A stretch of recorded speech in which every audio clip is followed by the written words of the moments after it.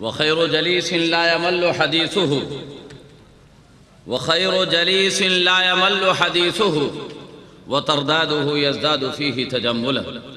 یہ قرآن کریم کا کمال ہے، اس سے بہتر دوست اور ہم نشیں اور کون ہو سکتا ہے؟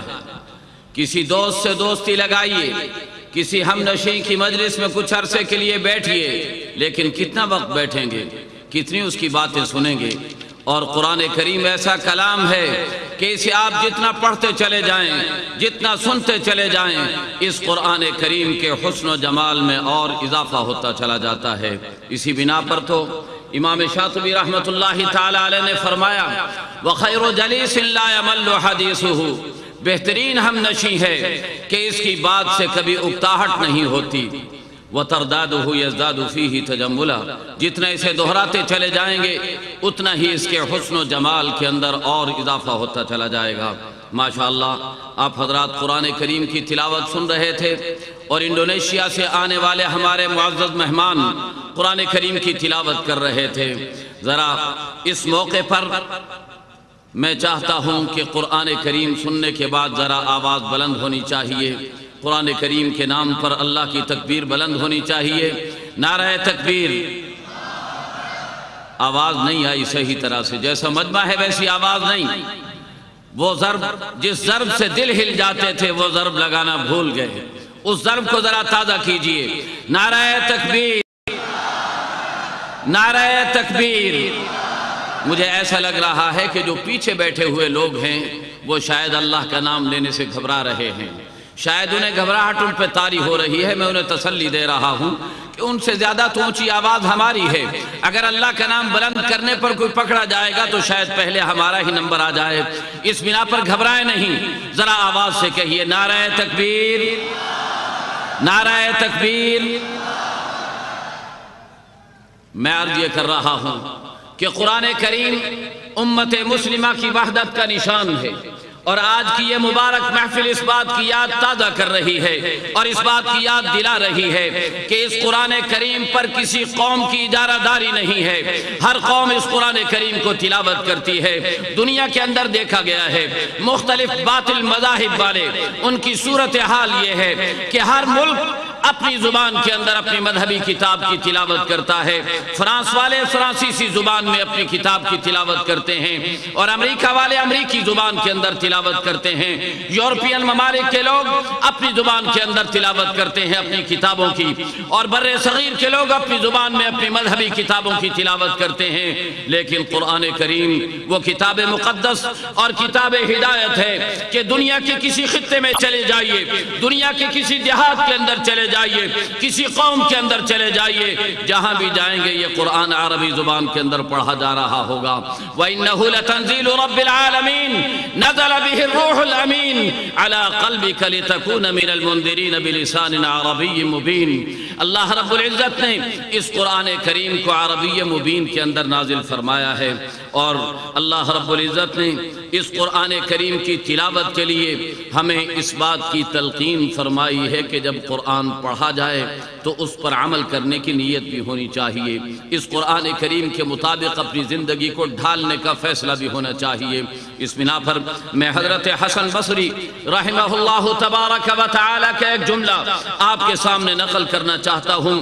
یقول الامام الحسن البصری رحمہ اللہ تبارک و تعالی حملۃ القرآن الذین عمدوا الى دواء القرآن فوضعوه على داء قلوبهم واستشعروا الخوف وارتدوا الحزن فأولئك يسقي الله بهم الغيث وينصرهم على أعدائهم والله لهذا الضرب من حملة القرآن أعز من الكبريت الأحمر۔ حضرت امام حسن بصری رحمۃ اللہ تعالی علیہ فرماتے ہیں کہ قرآن کریم کے حاملین، قرآن کریم کے حافظین، قرآن کریم کے علماء، ان کی صورتحال یہ ہے کہ انہوں نے اپنے زخموں کے لیے، اپنی بیماریوں کے لیے قرآن کریم کو مرہم سمجھ لیا، قرآن کریم کو دوا سمجھ لیا، اور اپنے دلوں پر رکھ کر کے اپنے دلوں کو تسکین دی اور اپنے دلوں کو صحت دلانے کی کوشش کی، اور پھر انہوں نے قرآن کریم کی تلاوت کے نتیجے میں خوف محسوس کیا اور حزن کی چادر کو اوڑھ لیا۔ یہ وہی لوگ ہیں کہ جن کی برکتوں سے اللہ انسانیت کو بارش نصیب فرماتے ہیں اور ان کی مدد اللہ ان کے دشمن کے مقابلے میں کیا کرتے ہیں، لیکن بڑے افسوس کی بات ہے کہ ان کی تعداد بڑی تھوڑی ہوا کرتی ہے، بہت کم ہوا کرتے ہیں۔ اعز من الکبریت الاحمر، انتہائی نایاب جنس ہے یہ لوگ۔ دعا ہے اللہ رب العزت سے اس بات کی کہ اللہ ان حملۃ القرآن میں اضافہ فرما دے اور ہمیں بھی ان خدام قرآن کے قدموں میں جگہ نصیب فرما دے۔ امام جزری رحمت اللہ تعالی علیہ قرآن کریم کے بارے میں تلقین فرما رہے ہیں، اس قرآن کریم کو جب پڑھا جائے تو قرآن کریم کو اس انداز پر پڑھنا چاہیے جس انداز پر اللہ کے نبی علیہ السلام نے امت مسلمہ کو سکھایا تھا۔ وَرَتِّلِ الْقُرْآنَ تَرْتِيلًا، اے جَوِّدْهُ تَجْوِيدًا، قرآن کریم کو ترتیل سے پڑھیے۔ ترتیل کا مطلب کیا ہے کہ قرآن کریم کو تجوید کے ساتھ ادا کیجئے۔ فرماتے امام جزری رحمت اللہ تعالی علیہ وَالْأَخْذُ بِالتَّجْوِيدِ حَتْمٌ لَازِمٌ مَنْ لَمْ يُجَوِّدِ الْقُرْآنَ آثِمٌ لِأَنَّهُ بِهِ الْإِلَهُ أَنزَلَ وَهَكَذَا مِنْهُ إِلَيْنَا وَصَلَ۔ اس سے یہ ثابت ہوتا ہے کہ یہ قرآن کریم ایسا نہیں کہ جو مصر سے آنے والے قراء ہیں یا انڈونیشیا سے آنے والے قراء ہیں یا پاکستان کے قراء وہ تو تجوید کے مطابق پڑھیں اور ہم جیسے چاہیں پڑھتے رہیں۔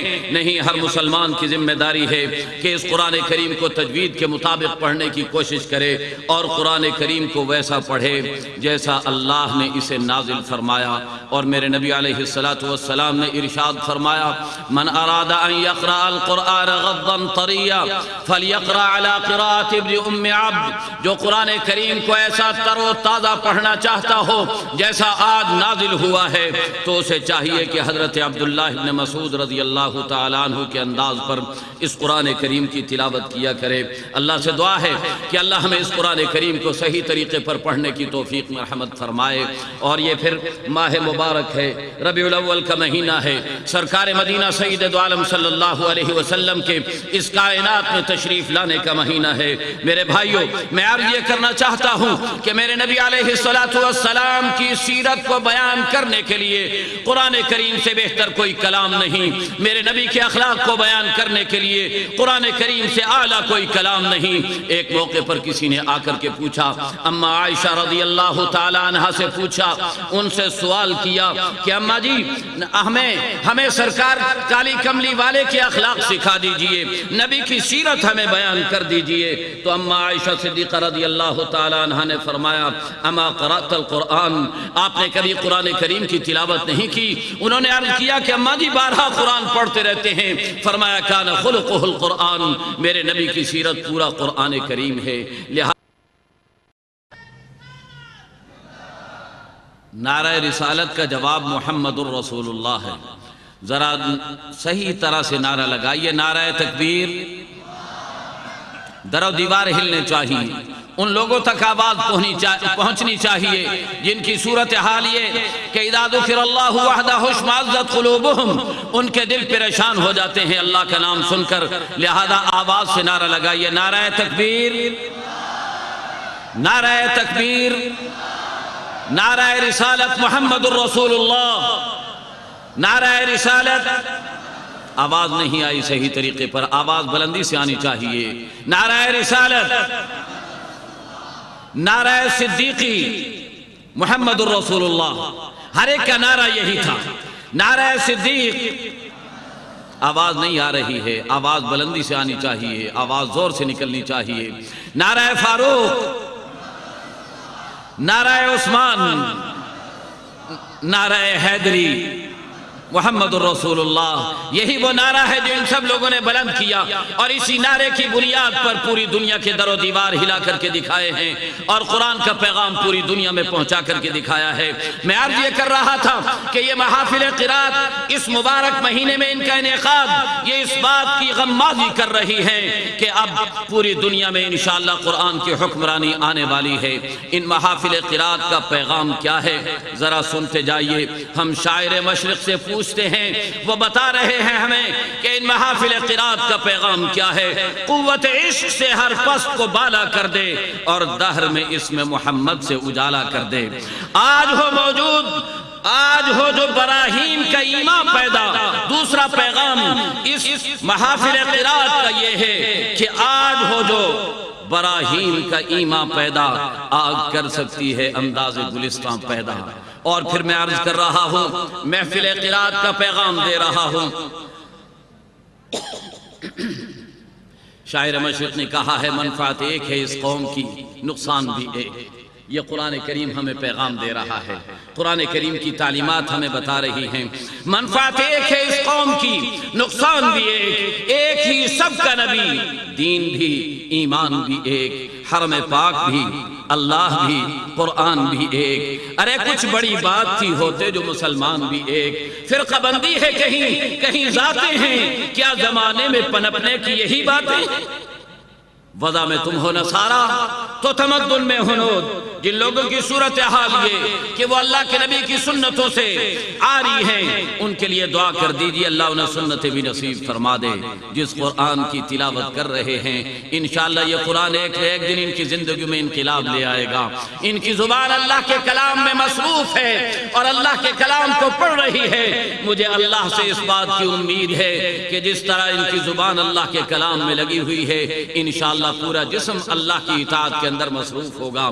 تو کیا کہہ رہے ہیں؟ شور ہے ہو گئے دنیا سے مسلمان نابود، ہم یہ کہتے ہیں کہ تھے بھی کہیں مسلم موجود۔ ارے وضع میں تم ہو نصارہ تو تمدن میں ہنود، یہ مسلمان ہیں جنہیں دیکھ کے شرمائیں یہود۔ یوں تو سید بھی ہو، مرزا بھی ہو، افغان بھی ہو، میں عرض کر رہا ہوں محفل قرات کا پیغام سن لیجئے۔ یوں تو سید بھی ہو، مرزا بھی ہو، افغان بھی ہو، ارے تم سبھی کچھ ہو، بتاؤ تو مسلمان بھی ہو۔ محفل قرات یہ پیغام دے رہی ہے کہ ذات پات کو مٹا دیجئے، فرقہ بندی کو ختم کر دیجئے اور اپنی اسلامیت کو زندہ کیجئے اور اپنے مسلمان ہونے کو اجاگر کیجئے۔ دیکھیے قرآن کریم کے نام پر آج اس قرآن کریم کو انڈونیشیا والے بھی عربی کے اندر پڑھ رہے ہیں، مصر والے بھی عربی کے اندر پڑھ رہے ہیں، لبنان والے بھی عربی کے اندر پڑھ رہے ہیں اور پاکستان والے بھی عربی کے اندر پڑھ رہے ہیں۔ اور جب وہ عربی زبان سے ادا کرتے ہیں اللہ کی قسم کوئی فرق نہیں کر سکتا، بلکہ میں کہتا ہوں کہ بعض اوقات غیر عربی والے عربی والوں سے بہتر عربی زبان کی ادائیگی کر رہے ہیں۔ یہ اس بات کی دلیل ہے کہ قرآن کریم کی بنیاد پر پوری امت کو متحد کیا جا سکتا ہے، پوری امت کو جمع کیا جا سکتا ہے، امت مسلمہ کو وحدت کی لڑی کے اندر پرویا جا سکتا ہے۔